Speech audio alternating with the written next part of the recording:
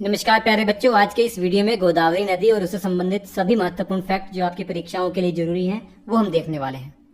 गोदावरी नदी की लंबाई 1465 किलोमीटर है। भारत की दूसरी सबसे लंबी नदी है ये गंगा के बाद। गोदावरी नदी को बूढ़ी गंगा और दक्षिण गंगा भी कहा जाता है। गोदावरी नदी का उद्गम महाराष्ट्र के अंदर एक जिला है नासिक, और नासिक जिले में त्र्यंबकेश्वर पहाड़ियों से ही इसका उद्गम होता है। महाराष्ट्र से होते हुए तेलंगाना में एंटर करती है और तेलंगाना छत्तीसगढ़ के बॉर्डर से होते हुए आंध्र प्रदेश में जाती है और बंगाल की खाड़ी में अपना पानी गिरा देती है और डेल्टा का निर्माण भी करती है।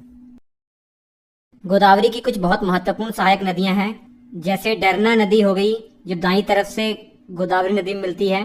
परवरा नदी ये भी दाईं ओर से मिलने वाली सहायक नदी है। मंजीरा ये भी दाईं ओर से मिलने वाली सहायक नदी है। अब बाईं ओर से वेन गंगा इसमें आकर मिलती है। याद रखिए, एक नदी है पेन गंगा और वर्धा। पेन गंगा वर्धा का सम्मिलित जो पानी है पहले वेन गंगा नदी में मिलता है, तब वेन गंगा नदी गोदावरी नदी में मिलती है। इसके बाद इंद्रावती और सबरी हो गया। ये सभी महत्वपूर्ण सहायक नदियां हैं गोदावरी की। एक प्राणहिता नदी के बारे में आपने सुना होगा।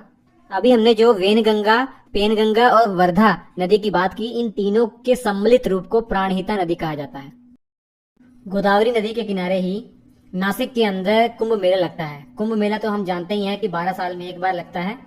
ये कुंभ मेला उज्जैन में भी लगता है, क्षिप्रा नदी किनारे, हरिद्वार में गंगा नदी किनारे लगता है, और प्रयाग में गंगा यमुना का जहाँ संगम होता है वहां भी ये लगता है। नर्मदा नदी भारत के 3 राज्यों में बहती है, मध्य प्रदेश में, महाराष्ट्र में, गुजरात में। सबसे अधिक मध्य प्रदेश में और सबसे कम महाराष्ट्र में बहती है। उद्गम इसका कहाँ से होता है? अमरकंटक चोटी से इसका उद्गम होता है, और ये अमरकंटक चोटी मैकाल पर्वत श्रेणी का हिस्सा है।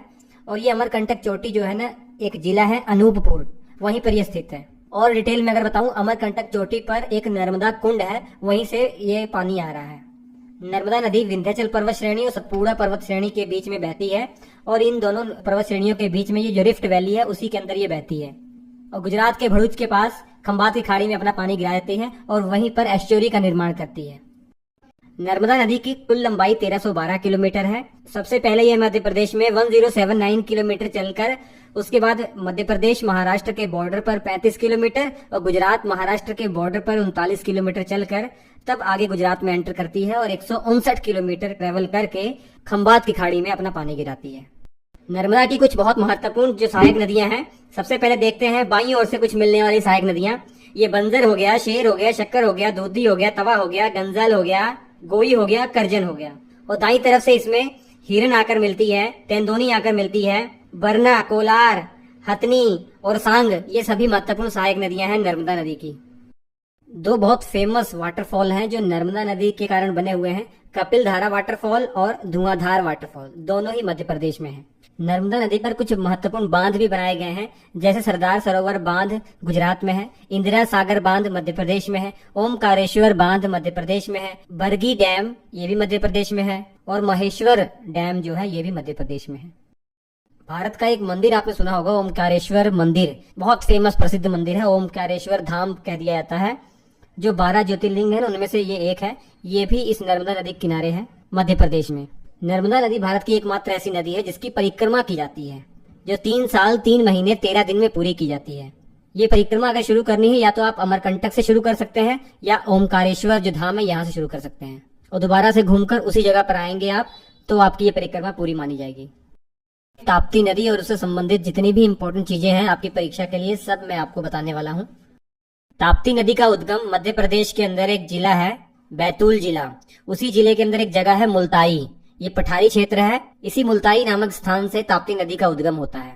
नर्मदा की तरह ये भी भ्रंश घाटी में बहती है। सतपुड़ा पर्वत श्रेणी जो आपने पढ़ी थी ना, उसी के दक्षिण में ये बहती है। ये भी 3 राज्यों में बहती है, मध्य प्रदेश, महाराष्ट्र और गुजरात में। इसकी लंबाई 724 किलोमीटर है। पश्चिम की ओर प्रवाहित होने वाली नर्मदा नदी के बाद इसी का नंबर आता है लंबाई के मामले में, मतलब दूसरे स्थान पर यही है। प्रायद्वीप भारत की सबसे लंबी नदी जो पश्चिम की ओर प्रवाहित होती है वो नर्मदा है, और ताप्ती दूसरे नंबर पर आती है। ताप्ती नदी भी अपना पानी खंभात की खाड़ी में गिराती है और वहीं पे एस्चुरी का निर्माण करती है, मतलब अपने साथ जो भी अवसाद लाती है ये समुद्र में गिरा देती है। इसकी कुछ महत्वपूर्ण सहायक नदियां जैसे पूर्णा, बाघुर, बोरी और गिरना है।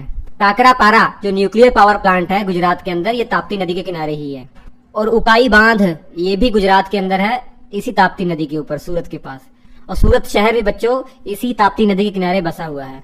Krishna third longest river of India है, मतलब गंगा और गोदावरी के बाद तीसरी सबसे लंबी भारत की नदी कृष्णा ही है।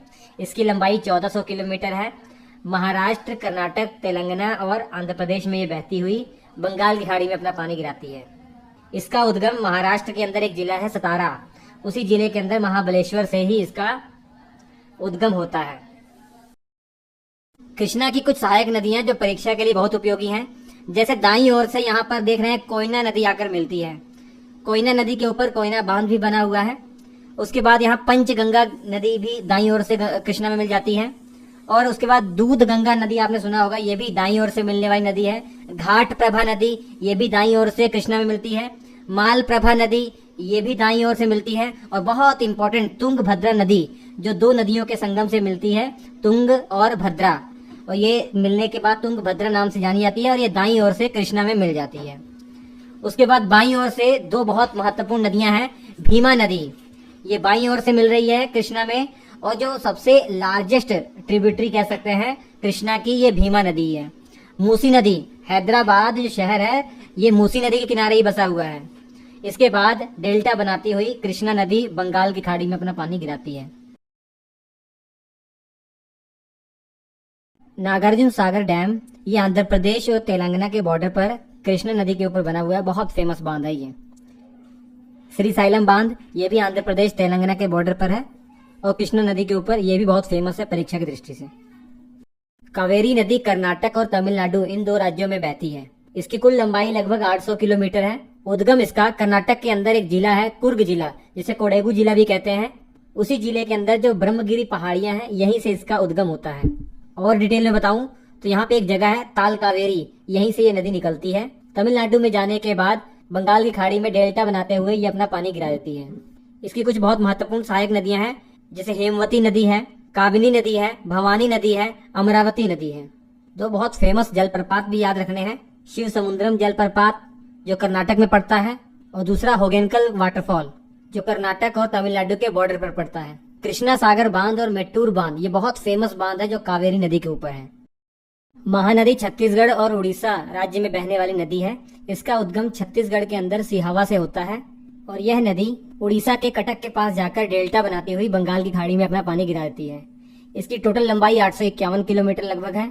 हीराकुंड बांध जो भारत का सबसे लंबा बांध है वो इसी नदी के ऊपर बना हुआ है और उड़ीसा राज्य में है। बहुत महत्वपूर्ण सहायक नदियां हैं जो आपको याद रखनी है, शिवनाथ, हसदेव, मांड, जोक और तेल।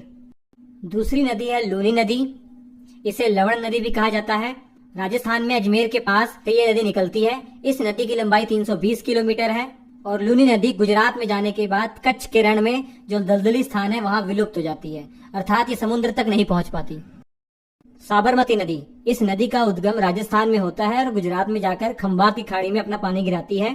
अहमदाबाद जो शहर है गुजरात का, ये साबरमती नदी के किनारे ही बसा हुआ है। माही नदी का उद्गम मध्य प्रदेश के अंदर विंध्याचल पर्वत श्रेणी से होता है। माही नदी की लंबाई 553 किलोमीटर है। मध्य प्रदेश के बाद राजस्थान में जाने के बाद यू टर्न लेकर ये गुजरात में एंटर करती है और खंभात की खाड़ी में अपना पानी गिरा देती है। कर्क रेखा को 2 बार काटने वाली माही नदी है।